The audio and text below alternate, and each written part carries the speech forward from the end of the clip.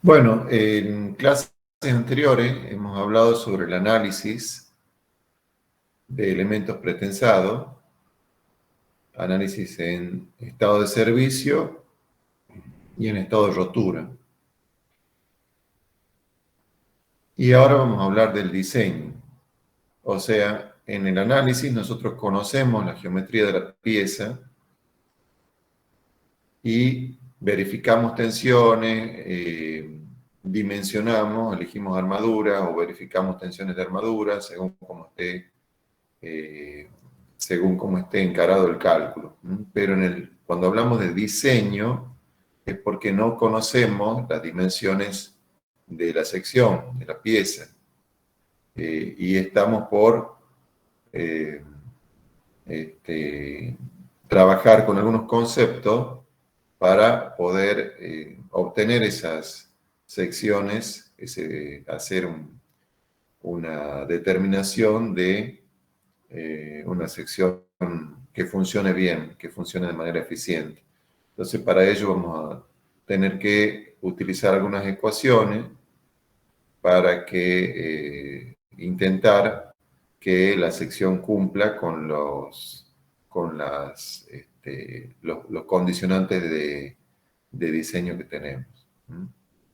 Entonces, para comenzar, podríamos recordar la relación altura de la sección luz, o sea, la relación de esbeltez recomendada en algunos elementos de hormigón pretensado.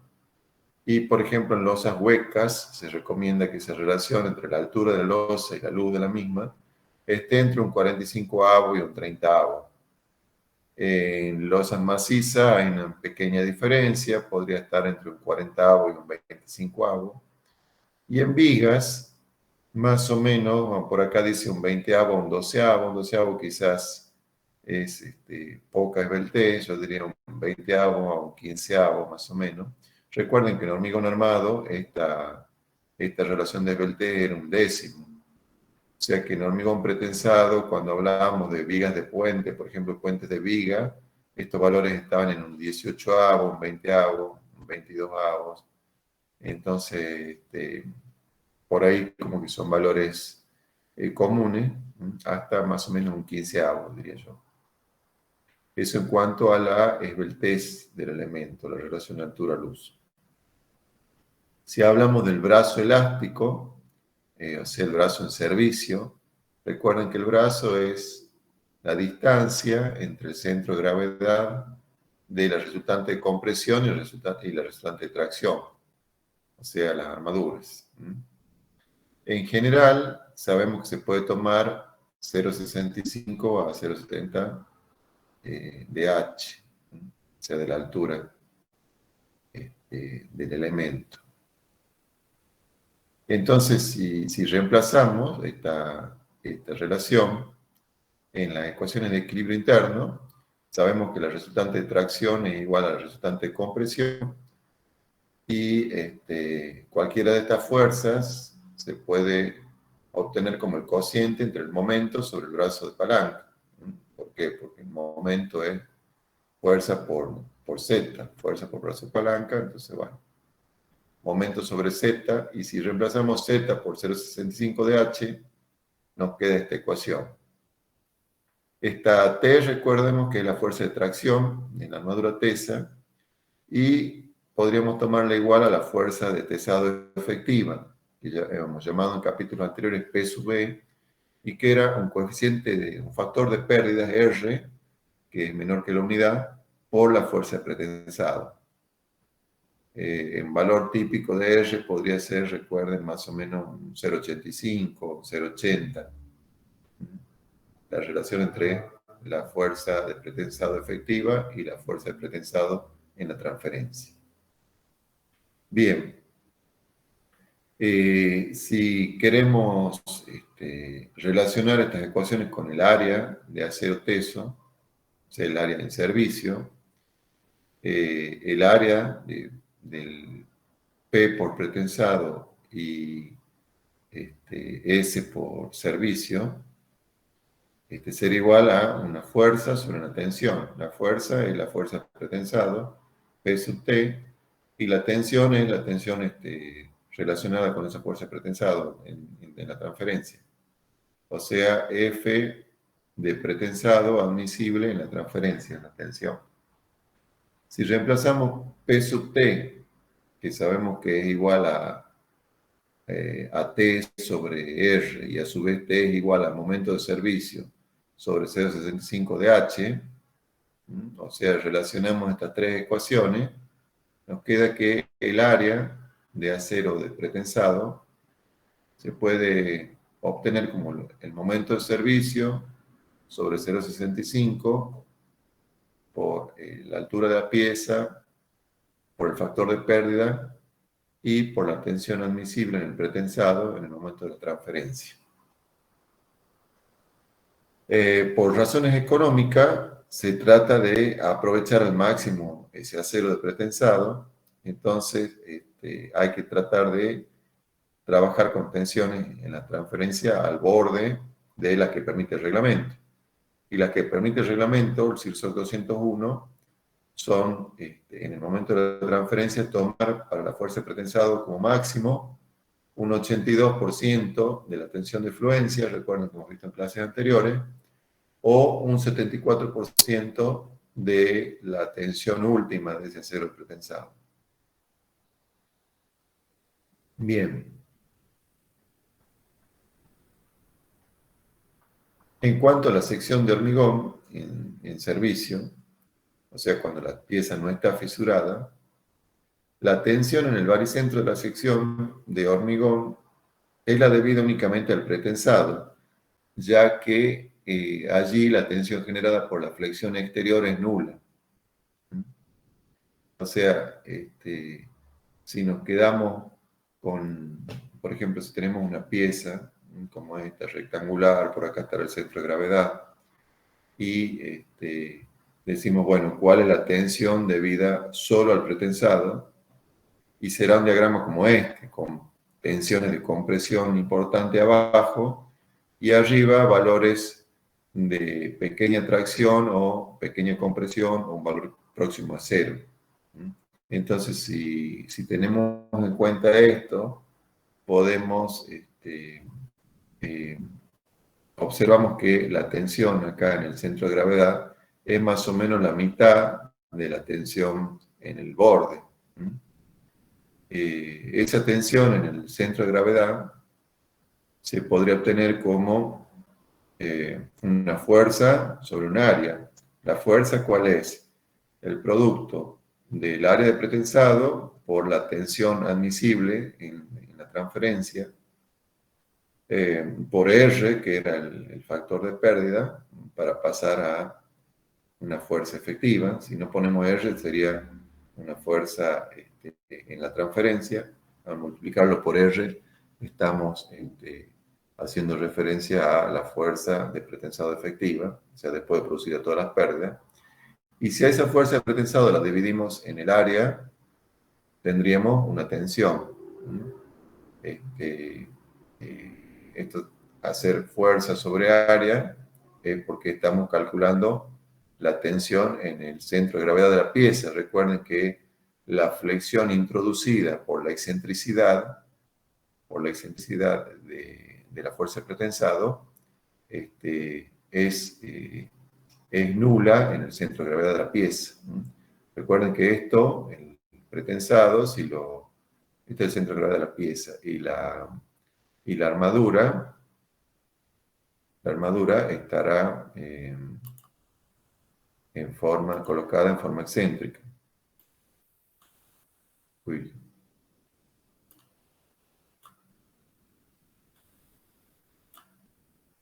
La armadura del pretensado estará por acá.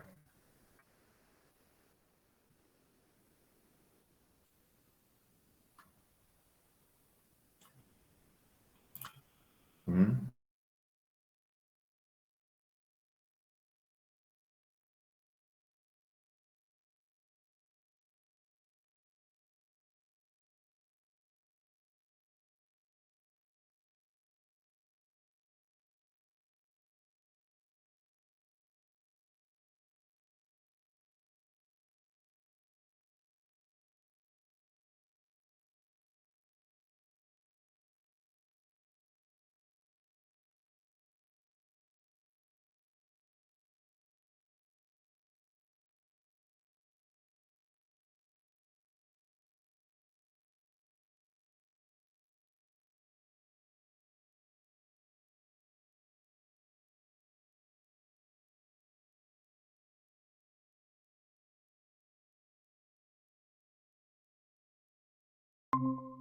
menos en el centro de gravedad de la pieza, la tensión que se puede considerar es la mitad de la que tendríamos en el borde comprimido, que es lo que dice esta ecuación.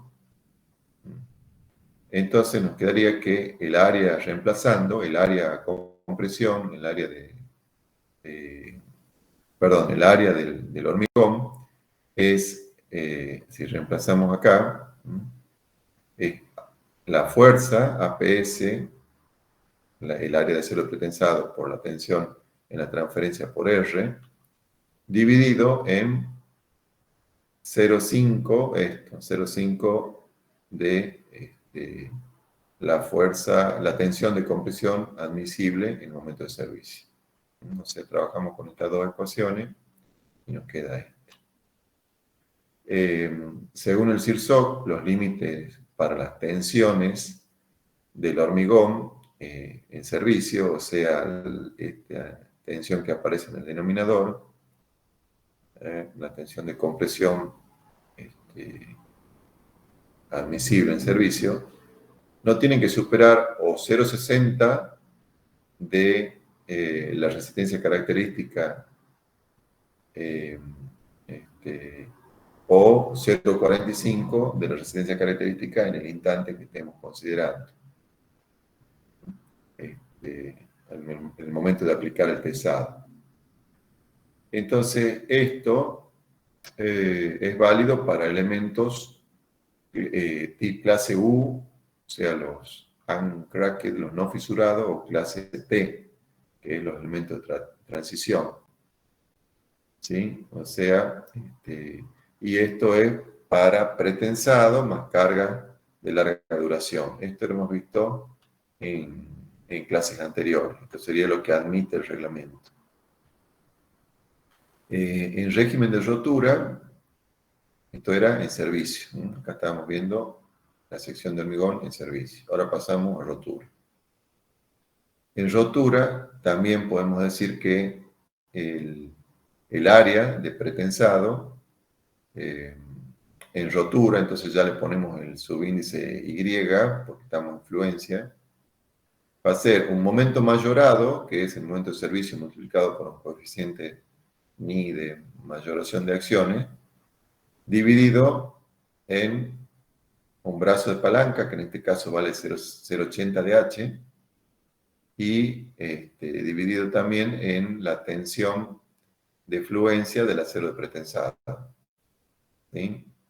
O sea, fuerza sobre brazo de palanca, momento sobre brazo de palanca me queda una fuerza, y esa fuerza la divido en una tensión y me queda un área.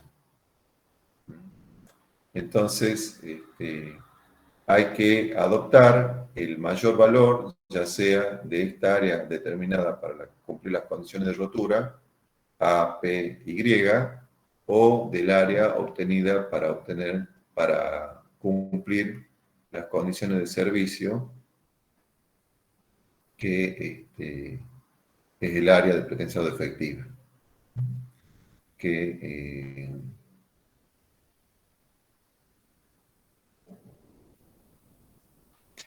viene de analizar esta situación de servicio. Bien. Entonces nos tenemos que quedar con la mayor de las áreas, ya sea con las ecuaciones obtenidas con las ecuaciones de servicio o las ecuaciones de rotura.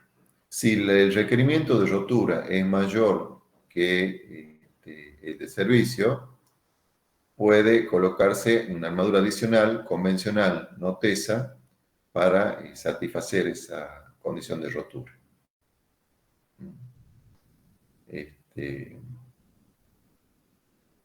Bien, en el caso en que sea al revés, que necesitemos más área en servicio, lo que tenemos que hacer es agregar pretensado en servicio, no nos queda otra opción. Entonces cumplirá sin problema la condición de rotura.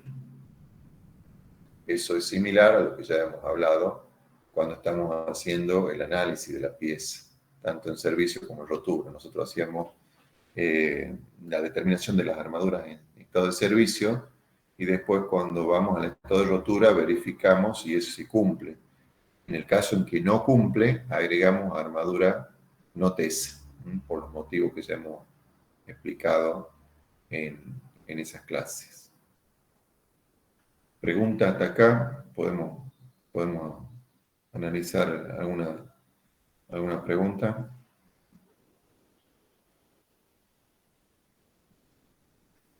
Bueno, en cuanto al área de hormigón en compresión, esto estábamos hablando acá de las armaduras de pretensado. Ahora veamos qué le pasa al hormigón. En caso de vigas T y vigas doble T, es necesario que toda la placa superior, el ala superior, se encuentre comprimida en el instante que se alcanza la rotura. O sea, a ver si hay una figura por acá. Que toda esta ala superior esté comprimida en el momento de rotura, es lo que generalmente va a pasar, y no que en el momento de rotura tengamos comprimida el alma, por ejemplo, ¿no? Generalmente el eje neutro sube bastante y tenemos comprimida una sección rectangular en el momento de la rotura. Bien.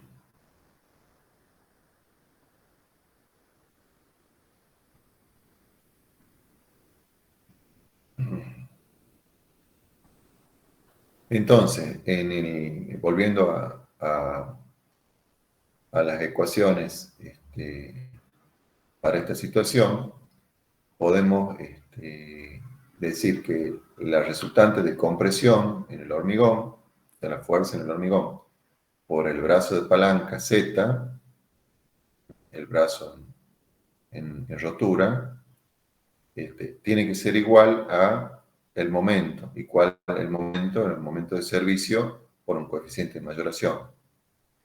¿Sí? Entonces ahora tendríamos que reemplazar. Reemplazamos este valor del apartado 5, ni por el momento de servicio, es API por 0,80 de H por FPI, y nos queda que la fuerza de compresión en el hormigón, la fuerza de compresión en el hormigón C, podemos suponer que es el área del ala superior, suponiendo que toda el ala está comprimida, por la tensión en el hormigón, que es 0,85 de F' sub C, por Z, que es 0,80 de H, ¿sí? Y eso es igual a el segundo término de esta ecuación. Observen que acá estamos tomando un bloque rectangular de tensiones uniforme, una tensión uniforme de valor 0,85 de F' sub C, y eso lo estamos multiplicando por el área del ala superior de la pieza. Son aproximaciones. Entonces de ahí podemos despejar el área del ala superior de esta manera, con esta expresión, el área total de hormigón A sub C, la altura total H y un espesor adecuado de alma, se pueden asignar valores a las restantes dimensiones de la sección. Así que con esto hasta acá hemos sacado el área necesaria de acero, está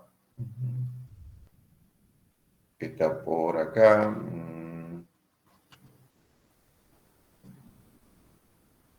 Ahí está, el área de la armadura necesaria en rotura.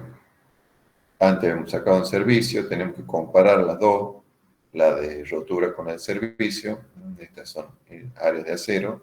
Y ahora sacamos área de hormigón en base solamente al ala superior.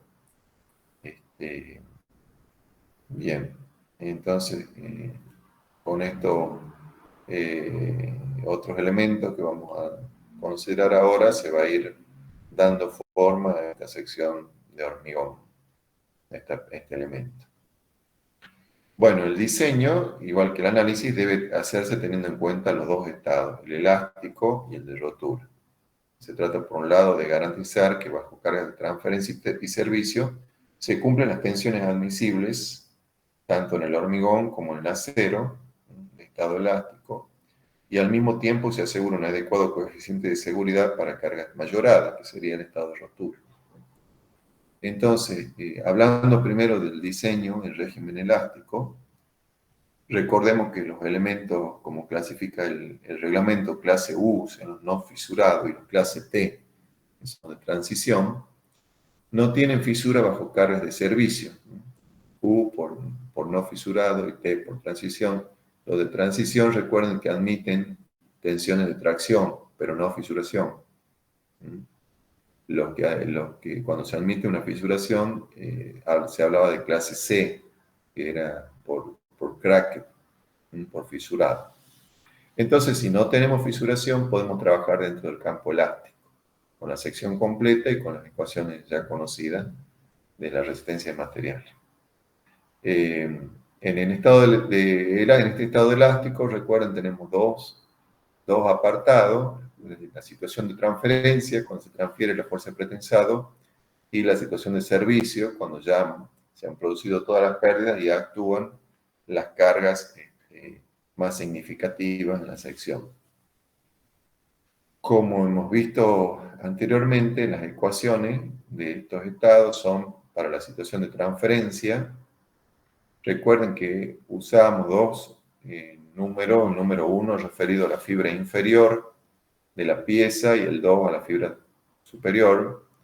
Entonces, esta primera ecuación dice que la tensión en la fibra inferior en el momento de la transferencia se obtiene como la que produce el pretensado en la misma fibra, menos el momento mínimo, que generalmente es únicamente el peso propio, sobre W1, el módulo resistente referido a fibra inferior. Cuando nos vamos a la fibra superior, en vez del coeficiente 1, usamos el subíndice 1, usamos el subíndice 2, y acá este signo, en vez de menos, es más, el resto es igual. Y cuando nos vamos a la situación de servicio, la tensión en la fibra inferior en situación de servicio es ahora ya no sigma 1 del pretensado, sino que se produce una pérdida. Entonces será el factor de pérdida R por sigma 1 del pretensado, menos, ahora no es el momento mínimo, sino que es el momento de servicio, M sub S sobre W1. Y análogamente para la tensión en la fibra superior en la situación de servicio. Bueno, entonces estas son 4 tensiones, 2 en fibra inferior, transferencia y servicio, 2 en fibra superior, transferencia y servicio. Estas ecuaciones están limitadas por el reglamento. El reglamento me dice, bueno, esto tiene como máximo tal valor. Y eso, en forma genérica, le podemos llamar el sigma máximo en la transferencia, el sigma mínimo en la transferencia, el sigma mínimo en servicio y el sigma máximo en servicio. Son, como digo, los valores reglamentarios que van a depender de ¿qué? Del tipo de hormigón. En función del tipo de hormigón van a estar los valores reglamentarios. Si consideramos solo la sección crítica, o sea, la de mayor momento de servicio, por ejemplo, si una viga simplemente apoyada, ¿cuál es la sección crítica? Para el estado de flexión, la sección crítica sería, para una viga, generalmente va a estar cerca del centro de la pieza. Si la viga es simplemente apoyada y tenemos un estado de carga simétrico, va a estar en el centro de la pieza. Y luego, entonces, comenzamos por esta sección crítica, la que tiene más solicitación, y luego nos desplazamos hacia el resto de la viga. Entonces, los valores límites admisibles para dicha tensión, si lo sacamos del reglamento, serían expresar las ecuaciones de esta forma. Estas mismas ecuaciones que teníamos acá, las expresamos de esta forma, diciendo, bueno, la tensión en la fibra inferior en transferencia tiene que ser menor o igual que el sigma máximo en la transferencia. Y eso, el reglamento dice que es un 60% de la resistencia característica a compresión en ese mismo instante. En cambio, en la fibra superior, en la transferencia, podemos tener alguna tracción. Entonces, ese valor de tensión, recuerden que las compresiones son positivas y las tracciones son negativas en el hormigón pretensado. Entonces, este valor dado por el reglamento, sigma mínimo en la transferencia, es un valor negativo. Por ejemplo, menos 2 o menos 3 megapascal me va a salir si yo tomo el valor reglamentario que dice menos un cuarto de la raíz de F'Ci. Por ejemplo, si esto fuera un hormigón de un H30 en el estado limitante de la transferencia, puede ser que tenga un F'Ci de 25 megapascal, la raíz es 5 sobre 4 me dará 1,25, entonces es menos 1,25 y la tensión que yo calculo en el hormigón tiene que ser mayor que ese valor, o sea que tiene que ser un valor positivo, que sería compresión, o un valor negativo, que sería tracción, pero no menor a menos 1,25. Este tema de las desigualdades, de si es mayor o es menor, tiene que ver con la convención de signos, recuerdo. La compresión es positiva, la tracción es negativa. Entonces, lo mismo para la situación de servicio. En la fibra 1, o sea, la fibra inferior, en la situación de servicio, la tensión es la que me da el pretensado, sigma 1P, multiplicado por un factor de pérdida R, ya estamos en servicio. Esto se ha transformado en esto porque ha habido una pérdida, menos, en vez de momento mínimo, momento de servicio sobre W1, y esto tiene que ser mayor o igual que el sigma mínimo que da el reglamento. Recuerden que ahora estamos en fibra inferior, en servicio, que se espera que tengamos una compresión muy baja o una pequeña tracción. Entonces, también estamos comparando con un valor negativo. Fíjense que el límite reglamentario es menos 0,7 de la raíz de F'C para elementos no fisurados o 1 por el valor de la raíz de F'C sub C para elementos clase T, o sea, de transición. Bien, y lo mismo para la situación de verificar la tensión en servicio en la fibra superior, o sea, la fibra 2. Tiene que ser, allá vamos a estar en situación de servicio con una compresión importante en fibra superior, y esa compresión tiene que ser menor o igual que 0,60 de la resistencia característica a compresión, F' sub C. Bien, entonces quedarían estas ecuaciones, 1 a 4, o desigualdades, mejor dicho, y son el fundamento del cálculo en régimen elástico. Acá estamos en estado elástico. Y con ella se puede trabajar tanto en forma gráfica como analítica. Ahora vamos a hacerlo en forma analítica. Estas desigualdades, por ejemplo, desde la 1 y la 3, se puede eliminar la tensión del sigma 1P del pretensado. Entonces nos quedaría, entre la 1 y la 3, nos va a quedar una expresión para W1, o sea, el módulo resistente 1, fibra 1 de fibra inferior, recuerden, de esta forma: momento de servicio menos R por el momento mínimo sobre R por el sigma máximo en la transferencia menos el sigma mínimo en servicio. Eso sí, trabajamos con las ecuaciones 1 y 3 Eh, este, por ejemplo, en la 3 dividimos todo en R y luego restamos la 1 menos la 3 para que se elimine sigma 1p, entonces nos va a quedar esta ecuación. Y de forma análoga podemos trabajar con la ecuación 2 y 4 eliminando sigma 2p. Divido toda la ecuación, la desigualdad 4 por R, y luego hago la resta de la ecuación 2 menos la ecuación 4 para que se elimine sigma 2p. Y me quedaría algo como esto. La expresión para W2, el módulo resistente referido a fibra superior. ¿Sí? O sea que tendríamos una condición que tienen que cumplir ambos módulos resistentes. Estas ecuaciones 5 y 6 son las ecuaciones de Gullón y esos momentos resistentes para el borde inferior 1 y 2, fíjense, que no dependen de la fuerza de pretensado. Dependen de los momentos que tenemos y de las tensiones límites, pero no de P sub T, no de la fuerza pretensada. Como acá dice mayor o igual, nos interesa adoptar los valores mínimos,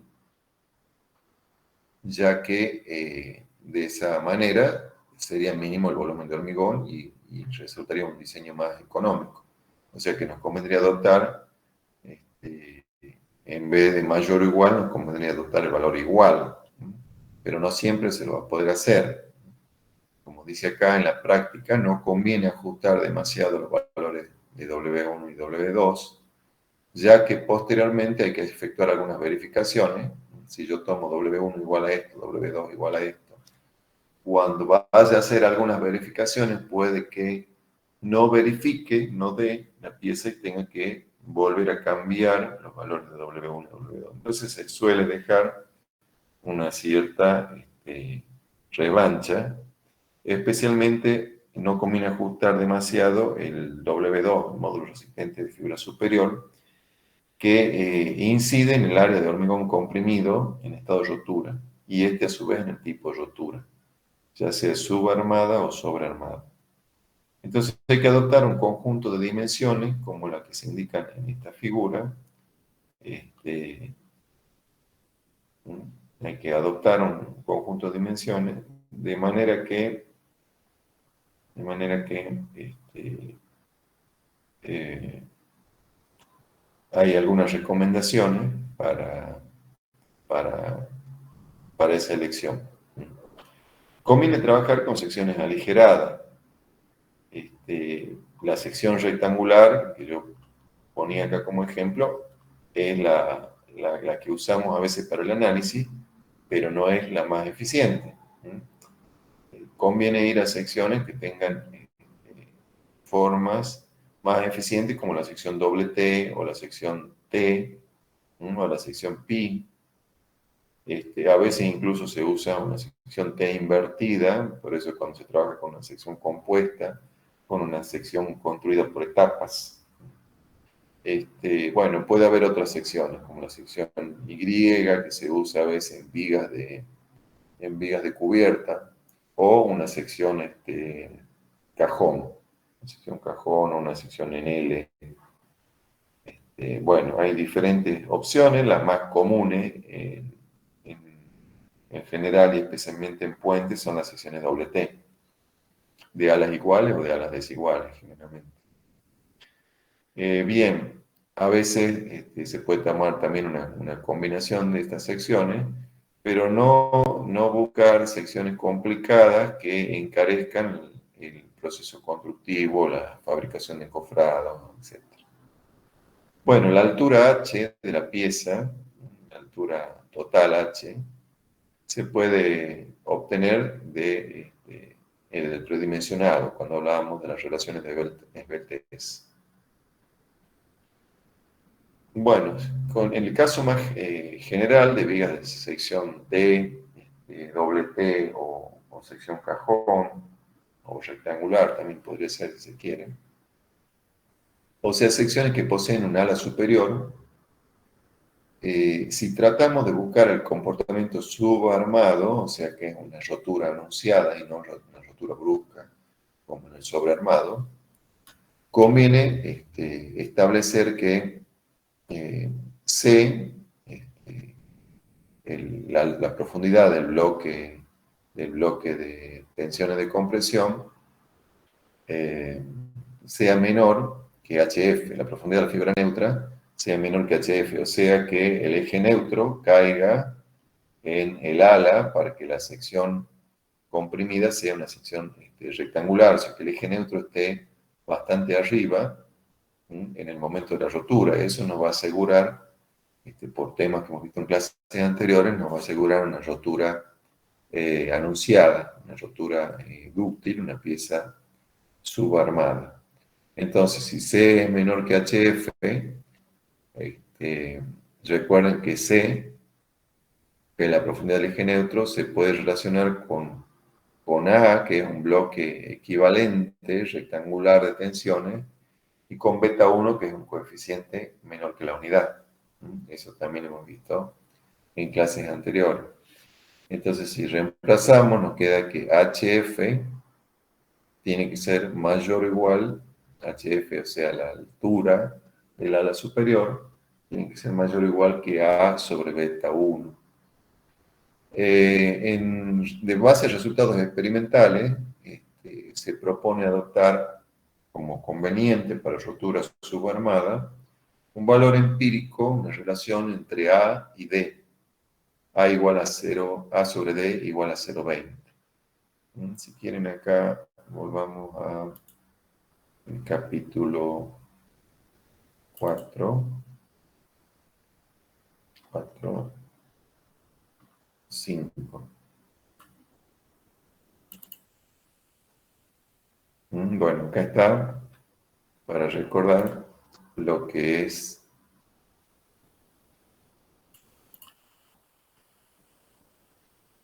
A y lo que es C. C es la profundidad del eje neutro, A es la profundidad o altura del bloque rectangular equivalente, relacionado como A igual a beta 1 por C. Bien, entonces, bien. Entonces, tomando este valor empírico, A sobre recomendado en base a ensayos, A sobre D igual a 0,20, esta ecuación 7 resulta que HF, o sea, la profundidad, la altura del ala superior, tiene que ser mayor o igual que 0,20 de D de el brazo útil, más o menos resultante de tracción, profundidad de la fibra, de profundidad de la resultante de tracción, D de brazo útil, sobre beta 1. Entonces, simplemente el reemplazo de esto, HF mayor o igual que 0,20 D sobre beta 1, o sea que esto, como beta 1, recuerden que es menor que la unidad, esto nos da más o menos 0,24 de D.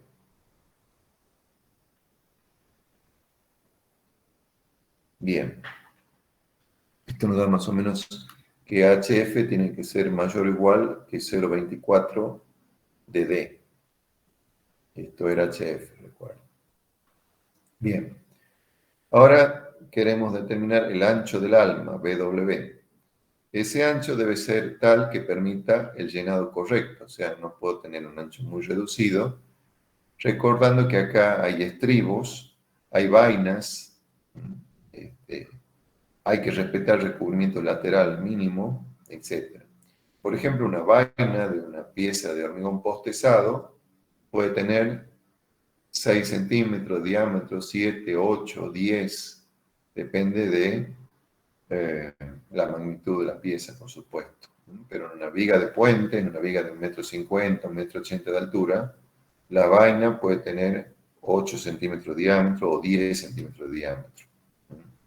A eso hay que sumarle el espacio ocupado por el estribo y el recubrimiento mínimo necesario y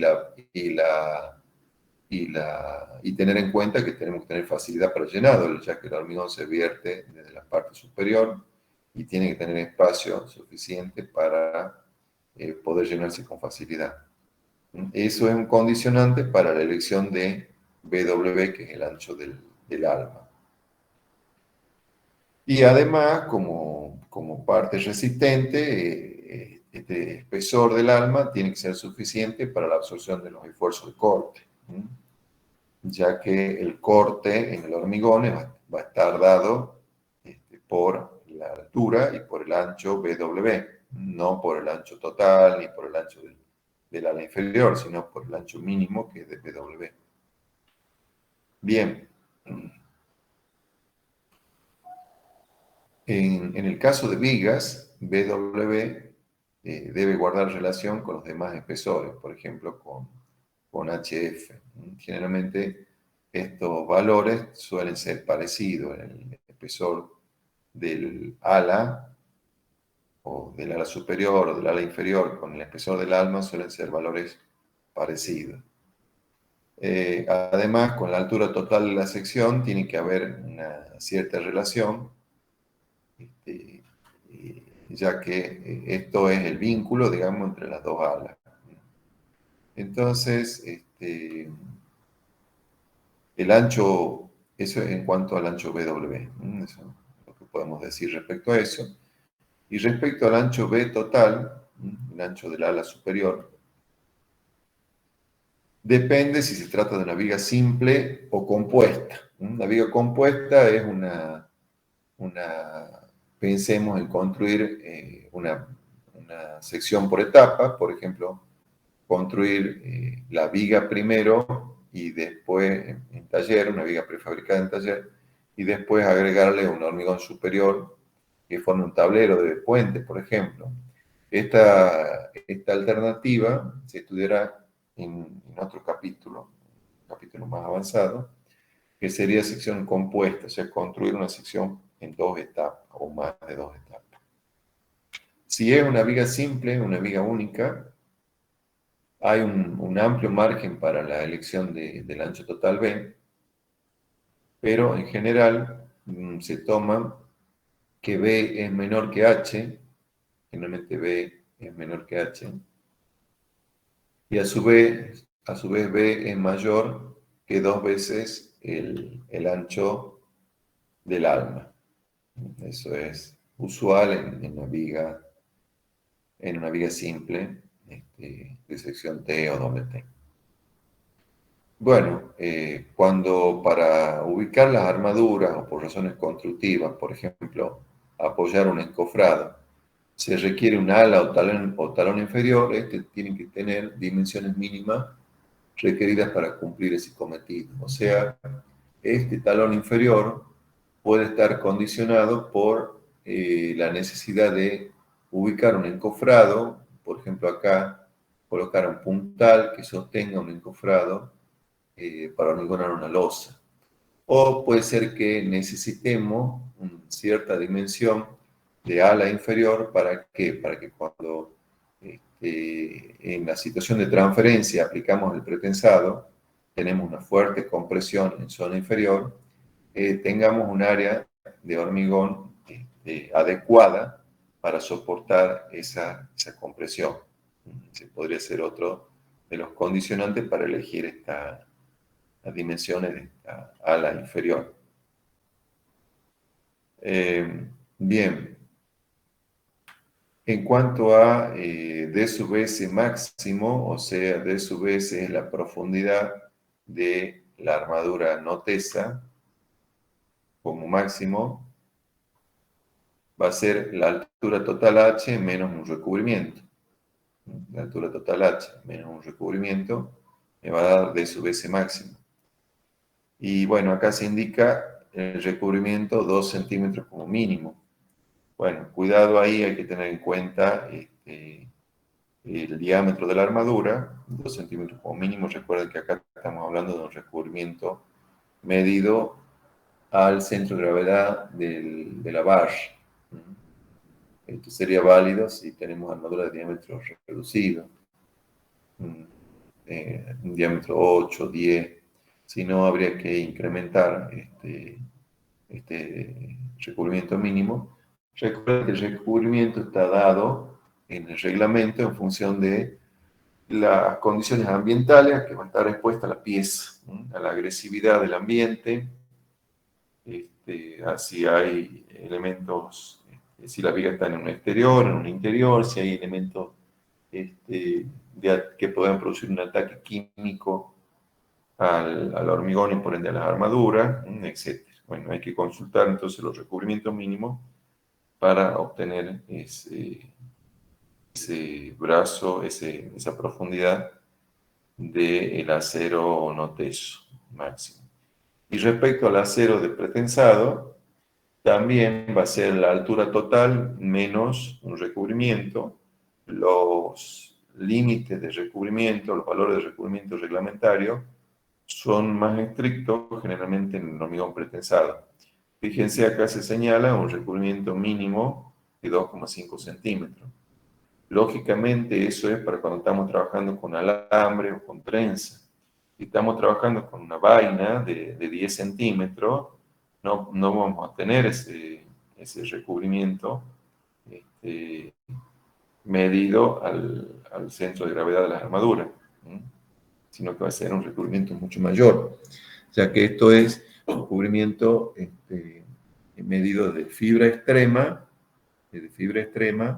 hasta centro de gravedad de armadura. Siempre hay que tener cuidado cuando se habla de recubrimiento, porque a veces se hace referencia al valor medido entre fibra extrema y borde externo de armadura, y otras veces, sobre todo cuando estamos en cálculo, se hace referencia a la distancia entre el centro de gravedad de la armadura y la fibra extrema.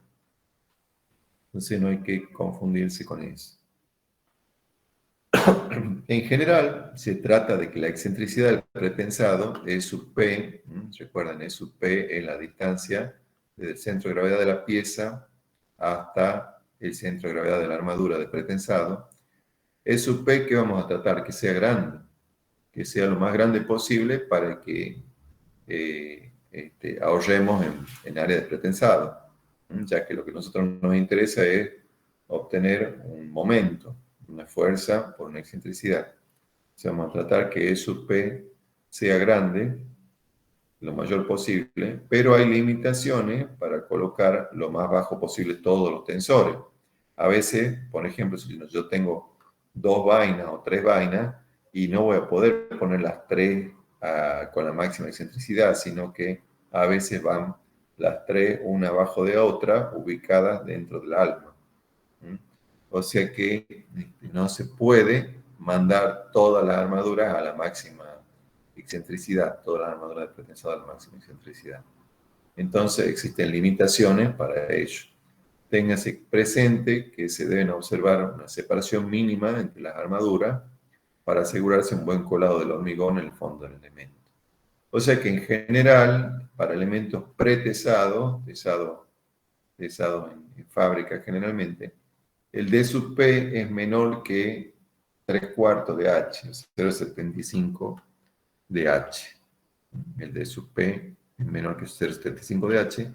Y para elementos postesados es menor o igual que 5/7 de H, más o menos. Esto es ya que las vainas, como decía hace un rato, ocupan mayor espacio, son de dimensiones más grandes. Entonces, eso en cuanto a D sub P. Con esta y otras pautas dadas por los requerimientos particulares del caso, se puede proponer una sección cuyas dimensiones proporcionen los valores de W1 y W2 mayores a los calculados con la ecuación 5 y 6. Recuerden que nosotros acá hemos sacado unas condiciones para W1 y W2 que sean mayor o igual que tal cosa, que están en función del momento de servicio, del momento mínimo de las tensiones reglamentarias. Ahora analizamos algunas cuestiones de recomendaciones experimentales o aspectos a tener en cuenta durante el llenado, recubrimientos, etc. Y con eso vamos a sacar un valor de W1 y W2 que tiene que ser mayor al de las ecuaciones. ¿Sí? Bueno, A ver acá, vamos a seguir con fuerza de pretensado. Hago un minutito de pausa y ya seguimos.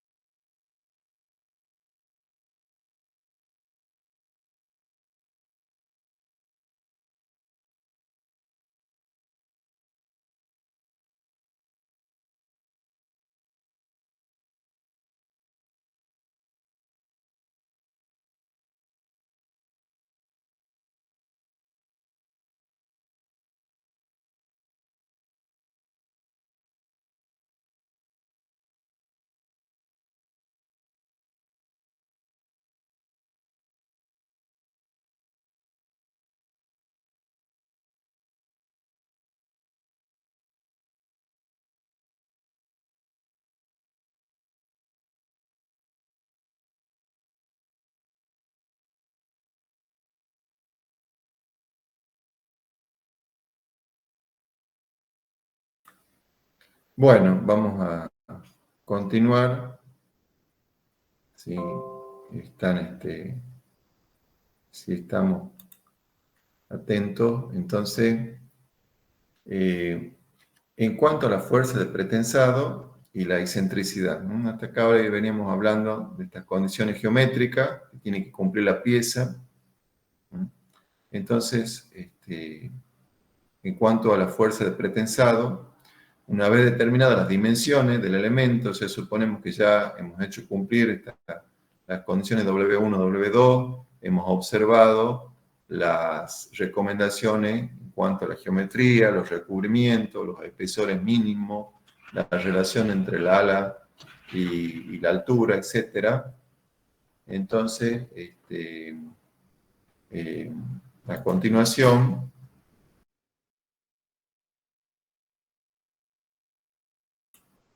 entonces, a continuación, eh,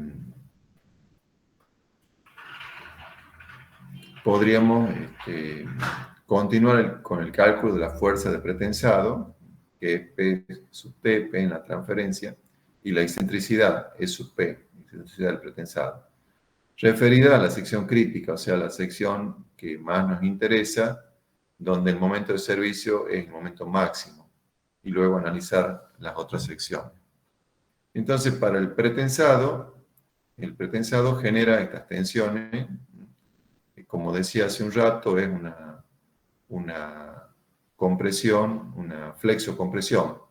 O sea que la tensión en la fibra inferior del pretensado va a ser la que nos da una compresión pura, que es fuerza sobre área, fuerza del pretensado sobre área, menos un momento sobre un módulo resistente, M sobre W. Y el momento, ¿por quién está dado? Por el pretensado. El pretensado P sub T por su brazo de palanca, que es E sub P, y eso dividido en W1. O sea, esto es lo básico que hay que saber, que a veces la gente se confunde, cómo se calcula la tensión debido al pretensado. Una fuerza dividido en un área, que es una tensión de compresión, más o menos, según en qué fibra estamos, menos o más, un momento sobre un módulo resistente. Y el momento está dado por el producto de la fuerza de pretensado,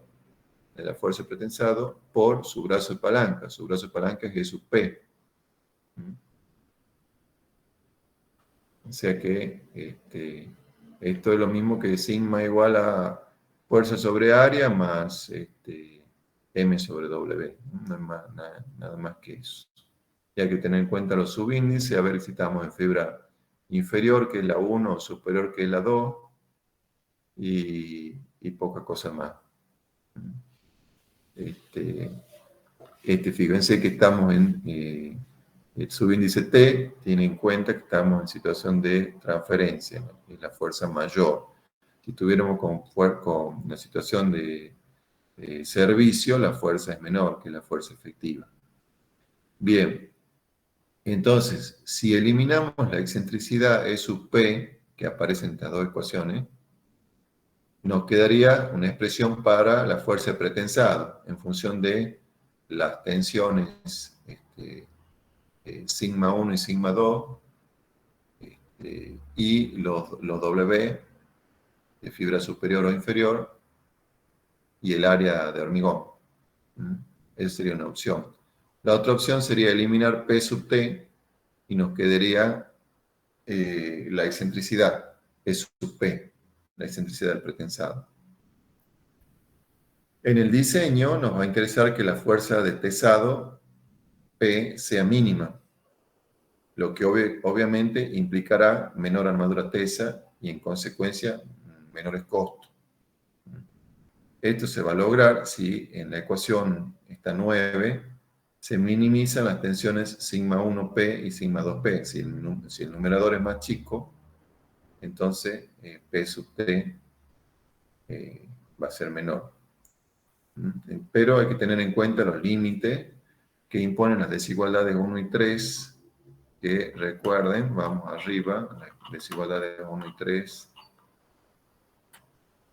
están por acá.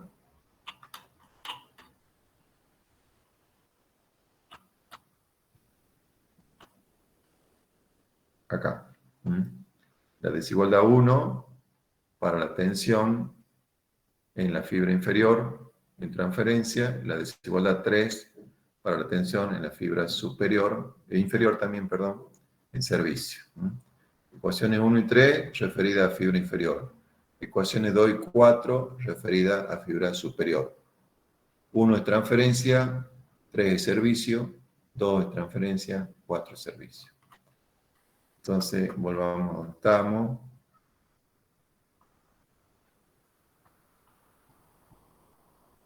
Bien. Entonces, teniendo en cuenta las limitaciones de esas desigualdades, nos va a quedar que para sigma 1p tiene que ser mayor o igual que esta expresión y menor o igual que esta otra expresión. Fíjense acá a la izquierda nos aparece, que aparece el valor reglamentario, sigma mínimo en servicio, el factor de pérdida R, el momento de servicio y el módulo resistente de fibra 1. Y por acá aparece el otro valor reglamentario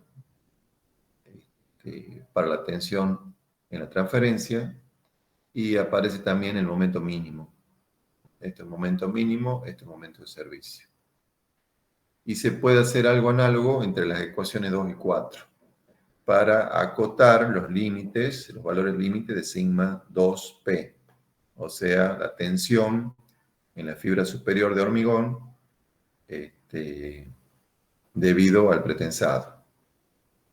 O sea que los valores mínimos, si nosotros habíamos dicho que queremos minimizar este numerador para que la fuerza de pretensado sea la mínima, entonces tengo que ir a los valores mínimos de sigma 1 y sigma 2. Entonces,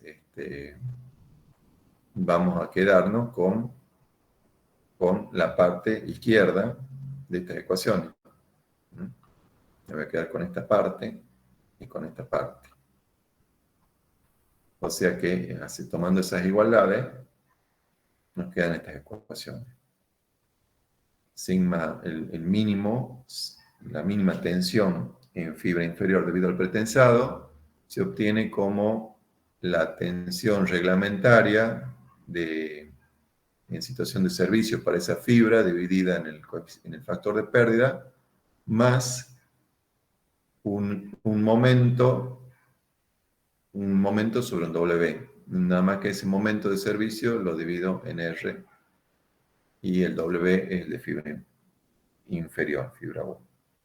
Bueno, obteniendo los valores mínimos de tensiones, obteniendo estos dos mínimos, volvemos a la ecuación 9 y puede calcularse la fuerza de pretensado mínima, ¿sí?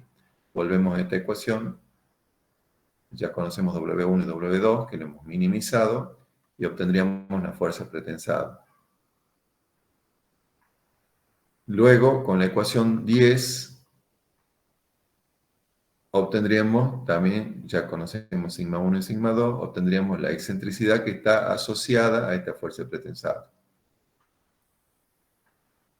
¿Y ahora qué pasa? Esta excentricidad puede que no sea la correcta. ¿Por qué? Esta excentricidad está medida en la ubicación del baricentro de la armadura de pretensado, la ubicación respecto al baricentro del baricentro de la armadura de pretensado. Pero esta excentricidad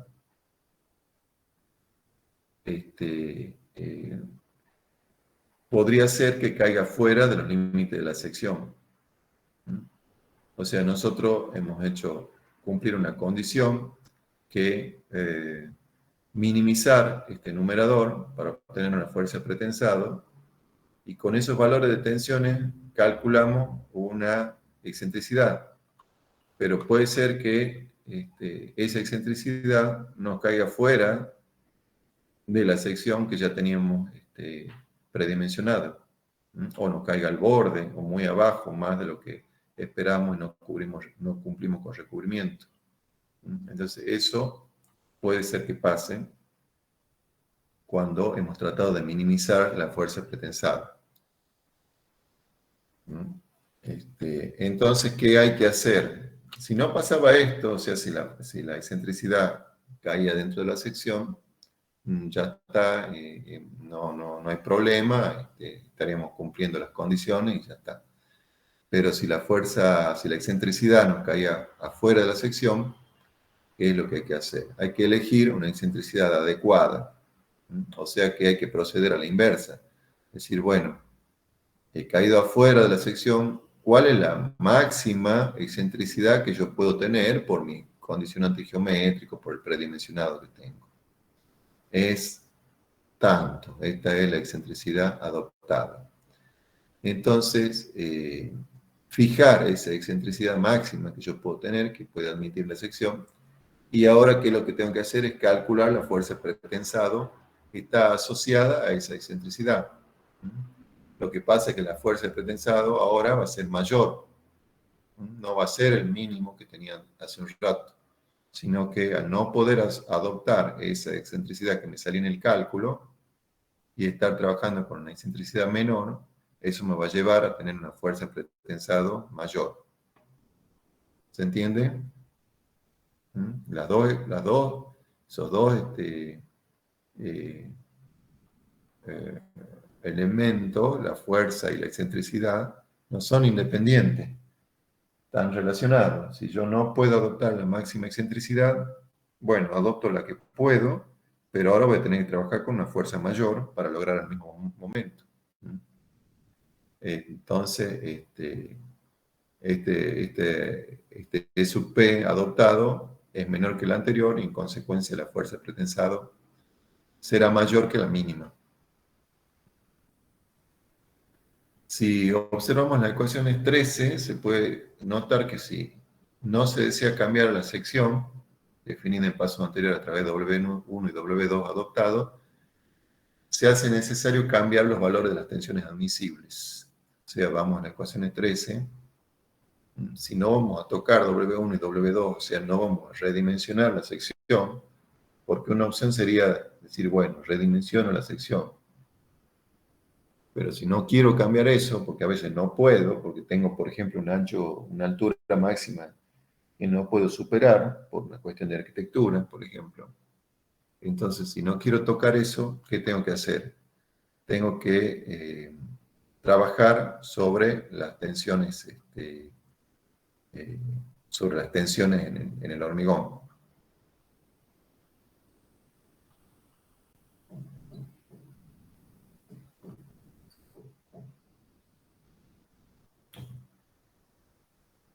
Bien, no puedo entonces, como digo, cambiar los W adoptados, hay que cambiar las tensiones admisibles.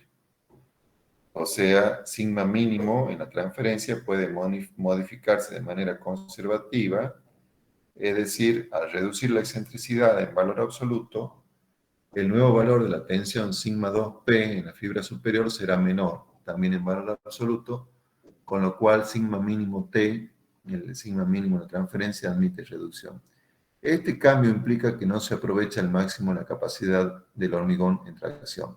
O sea, si yo podía tener una tracción de 2, por ejemplo, de 2 megapascales de tracción, no la voy a tener 1 megapascal de tracción, no voy a estar trabajando al límite, no voy a estar trabajando al límite de las tensiones del hormigón, y esos son el precio que voy a tener que pagar, digamos, por no poder tener la excentricidad que me llevaría a la fuerza de pretensado mínima. Bien.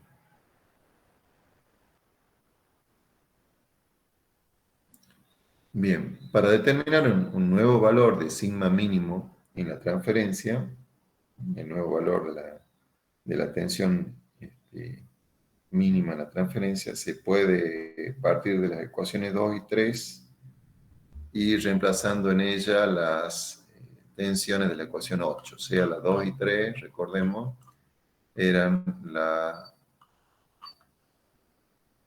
están acá, la 2 para fibra superior en la transferencia, la 3 para fibra inferior en servicio. Son estas ecuaciones. Y tener en cuenta la ecuación 8,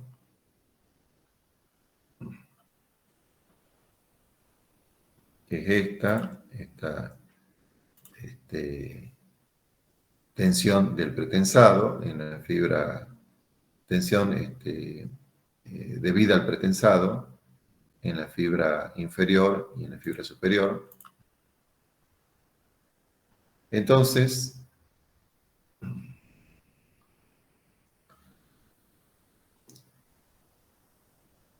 lo que hacemos ahí es eliminar de las ecuaciones, la fuerza de pretensado mínima y despejar la tensión mínima de la transferencia, que es lo que queremos.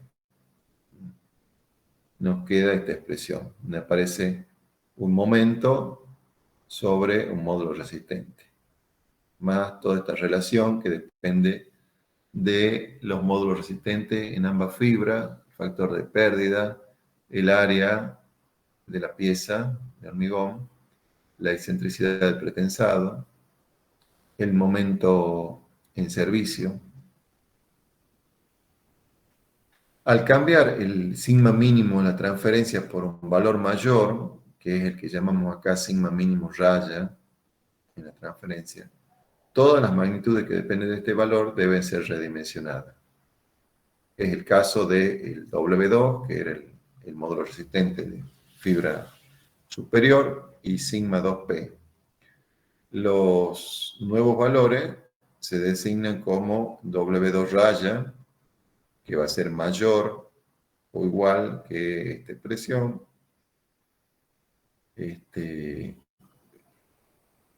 Y si este W2 raya es menor que el W2 existente, no es necesario modificar la sección adoptada. Esto explica por qué al dimensionar, al determinar las dimensiones, convenía hacerlo dejando una revancha. Si hablábamos de no ajustar a los valores mínimos necesarios de W1 y W2, sino adoptar valores un poco mayor, especialmente para el W2, decíamos que es el que controla las tensiones en la fibra de hormigón, la fibra superior. Entonces, llamamos al mayor de W2 raya y W2 como W2 final. Un poco esto es un ajuste que hay que hacer, recordemos, cuando la fuerza de pretensado cae fuera de la sección. No puedo adoptar esa excentricidad, tengo que adoptar una menor, entonces tengo que hacer unas modificaciones en el cálculo y ver si el nuevo requerimiento para W2 cumple con lo existente, con lo que tenía. Porque si no cumple, lo que voy a tener que hacer es redimensionar la pieza. Voy a tener que cambiar la dimensión de esta pieza para que lo cumpla. Pero si ese W2 raya es mayor que el W2 que yo tenía, bueno, ahí no va a haber problema. Bueno, a su vez, tenemos, como digo, un W2 raya y un sigma 2 debido al pretensado raya, una tensión en fibra superior debido al pretensado modificado. Entonces, a continuación se puede determinar la nueva fuerza de pretensado asociada a la excentricidad impuesta. O sea, recuerden, nosotros no podíamos tomar esta excentricidad, tomamos una menor y modificamos el W2, etc. Y ahora vamos a ver qué fuerza de pretensado necesitamos para trabajar con esa excentricidad adoptada. Y bueno, de las ecuaciones nos sale lo que ya teníamos, pero acá aparece en vez de sigma 2 raya, y en vez de W2, W2 final. Eso sería la fuerza de pretensado asociada a la nueva excentricidad. Y para asegurar que los valores obtenidos son los correctos, convendría volver a las ecuaciones para verificar las tensiones en los bordes, las ecuaciones 1 a 4, para verificar las tensiones en los bordes de la pieza. Volver con los nuevos valores a estas ecuaciones y verificar las tensiones en la pieza que teóricamente deberían dar bien, salvo que hayamos cometido algún error. Bueno, hasta acá hemos estado trabajando con la sección crítica, la sección de máximo momento, que por ejemplo en una viga simplemente apoyada con carga uniformemente distribuida sería la sección central. Lo que tendríamos que hacer ahora es calcular el resto de la viga. Entonces, para ello habría que definir un cable medio, que es un cable ideal conformado por el lugar geométrico de los centros de gravedad de la armadura pesada a lo largo de la viga, y una zona de cable medio, que es la zona a lo largo de la viga donde puede ubicarse el cable medio para no incumplir con los requerimientos de tensiones admisibles en transferencia y servicio.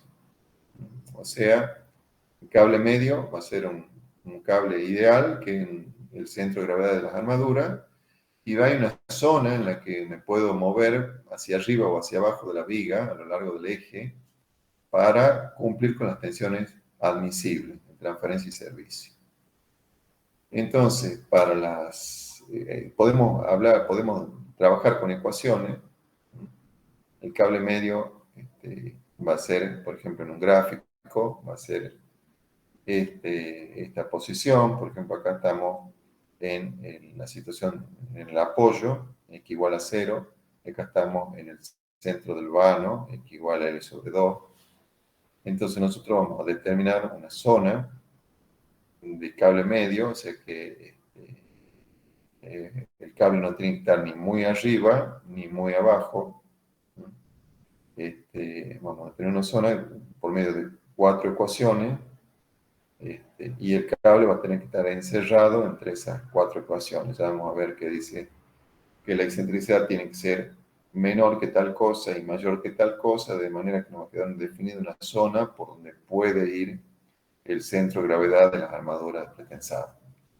Entonces esas ecuaciones se obtienen a partir de las que ya venimos trabajando. Se trata de delimitar la zona de cable medio, delimitada por las excentricidades máximas y mínimas que surgen de despejar de las ecuaciones 1 a 4 la excentricidad del pretensado, previo reemplazo de sigma 1p y sigma 2p según las ecuaciones 8.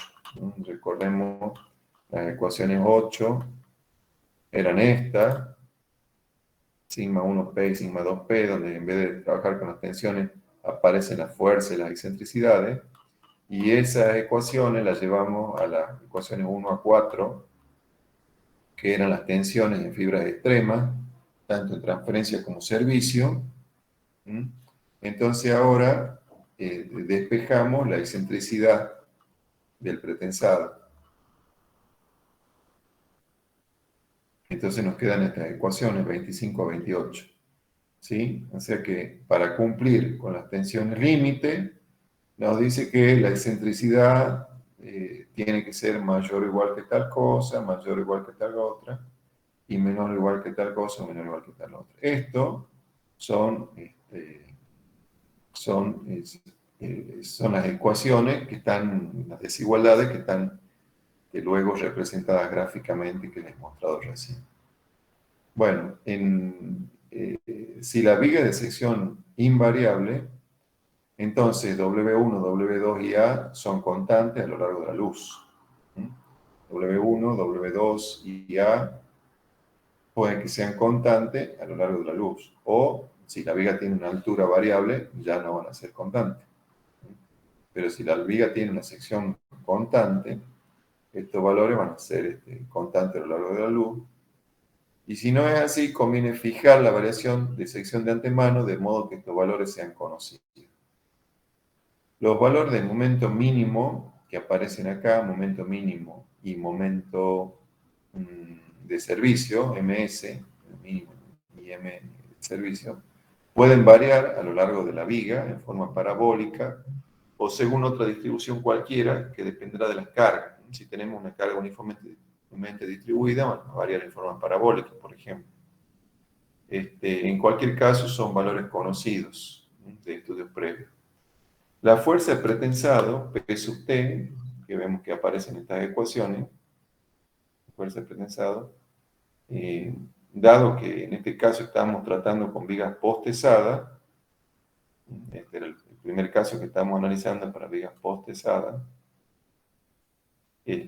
su valor, si se prescinde de las pérdidas a lo largo de la luz, puede considerarse constante, salvo que se decida interrumpir algunos elementos tensores antes de los extremos, anclando lo mismo en la parte lateral o superior de la viga. Pero si suponemos que todos los elementos tensores llegan hasta el extremo de la viga y despreciamos la pérdida de rozamiento que hay de una sección a otra, podemos suponer que P sub T es constante. Entonces estas ecuaciones, 25 a 28, representan 4 curvas que delimitan la zona de cable medio, que es lo que les mostraba recién. Esas ecuaciones, 25 y 26, nos dicen que E sub P es mayor o igual que tal cosa. Y 27 y 28 nos dicen que E sub P es menor o igual que tal otra. Entonces, si las representamos, obtendremos curvas como esta. E sub P mayor o igual que estas dos curvas de arriba, o sea que el cable se tendría que ubicar por encima de la 25, y la 27 y 28 nos dirían E sub P menor o igual que tal otra, o sea que la excentricidad se tendría que ubicar por debajo de la 27. O sea que en resumen, el cable medio va a estar encerrado entre la 25 y la 27. ¿Sí?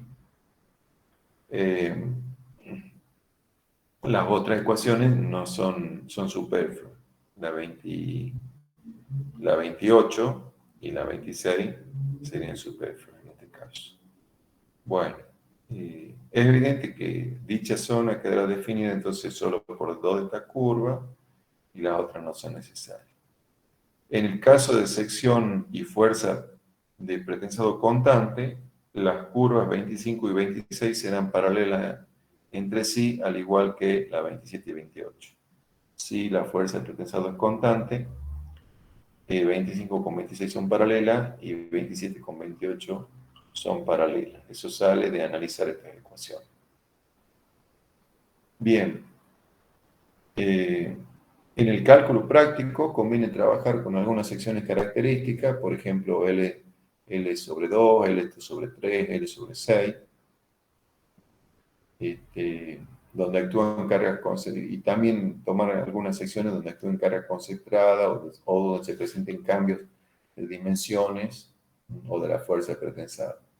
Entonces, si no pasa ninguna cosa de esta rara, es suficiente con tomar secciones así, L sobre 2, L sobre 3, L sobre 6, y evaluar en estas secciones cuánto vale el momento de servicio, cuánto vale el momento mínimo. Entonces, ver de trazar esta curva o trabajar analíticamente para cumplir con las ecuaciones.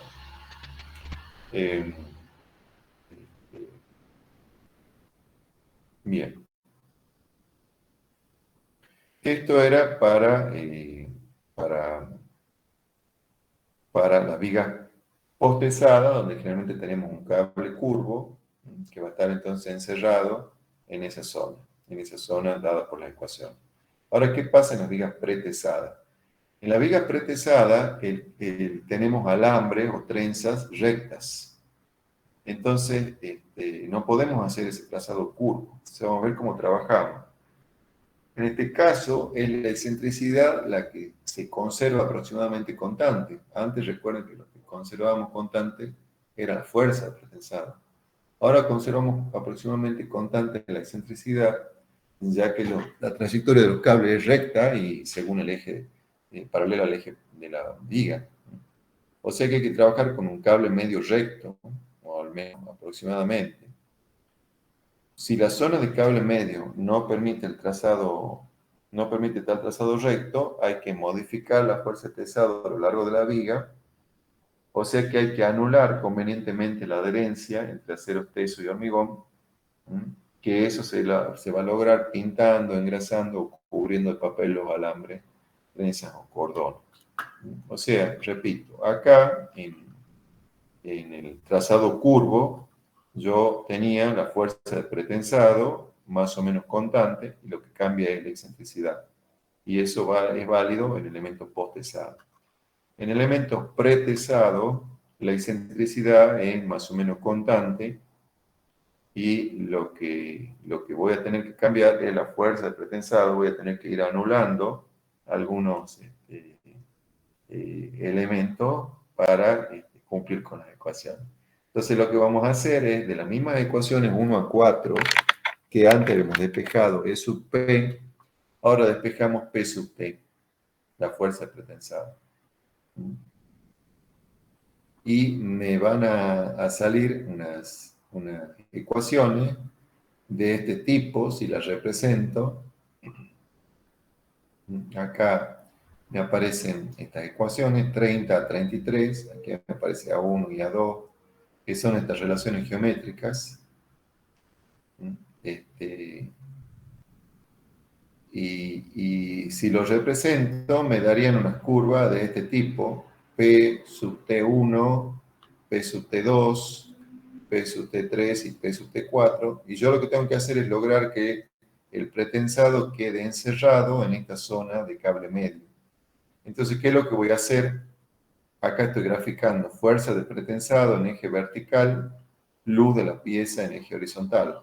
Antes estaba graficando excentricidad de pretensado en eje vertical, luz de la pieza en eje horizontal. Acá graficaba excentricidad versus posición, y acá gráfico fuerza de pretensado versus posición. Entonces lo que voy a hacer, como necesito encerrarme en esto, en esta zona, voy a arrancar, por ejemplo, con la totalidad de los cables, de los cordones, las trenzas, los 16 cordones, un ejemplo. Y después, para no salir fuera de la zona de cable medio, lo que voy a hacer es tener que anular un grupo. Entonces me quedo con 12, por ejemplo, y bajo hasta acá. Reduzco la fuerza pretensada, quito, anulo elementos, bajo la fuerza pretensada. Sigo acá con 12 elementos, la fuerza de pretensado es constante a lo largo de esta luz, me voy aproximando a L sobre 6, sigo. Si sigo con estos 12 elementos, me caería afuera de la zona de cable medio. Entonces, ¿qué tengo que hacer? Anular más cable para bajar la fuerza de pretensado. La bajo hasta acá. Anulo, por ejemplo, 6 trenzas o cables o lo que sea, cordón. Entonces sigo con estos 6 elementos hasta el apoyo. Entonces que lo que hice fue anular acá 4 elementos tensores y acá anular 6 elementos tensores para mantenerme dentro de la zona de cable medio. ¿Sí? Voy a tener en cuenta que hay una longitud de anclaje, entonces, del momento que los anule, los tengo que eh, tener en cuenta la longitud de anclaje para anular los cables. Por eso es lo que se marca acá como longitud de anclaje. Entonces, yo vengo con 6 cordones de punta a punta de la pieza, 6 más, o sea, 12 cordones que tienen este sector pintado, están anulados acá. Yo decía que venía hasta acá, pero teniendo en cuenta la longitud de anclaje, recién los pinto desde acá. Tengo entonces 4 cordones restantes que se suman a los anteriores, que están pintados no desde este punto donde teóricamente los interrumpo, sino uno un poco más para tener en cuenta la longitud de anclaje. Entonces pinto o anulo este segmento de esos 4 cordones. Entonces, mediante esta variación, mediante este recurso de anular la adherencia, puedo cumplir con las ecuaciones, estas ecuaciones, para no caer afuera de las condiciones que tengo que cumplir. ¿Sí? Bueno, eso está explicado acá. De este modo se consigue reducir la fuerza de pretensado y con ello se evita que las tensiones admisibles sean superadas. Entonces, repito, este es el trabajo cuando yo tengo pretesado, elementos rectos, y este es el trabajo cuando yo tengo postesado, generalmente elementos curvos. Bien, aquí vamos a dejar lo que queda es el diseño en rotura, que lo voy a dejar para que lo vean ustedes. Este, diseño en rotura y cuantía máxima de flexión. Vamos a hacer una pausa ahora de unos minutos y siguen a las 10:30 con el ingeniero Casen. No sé si quieren hacer alguna pregunta antes de la pausa. Los escucho.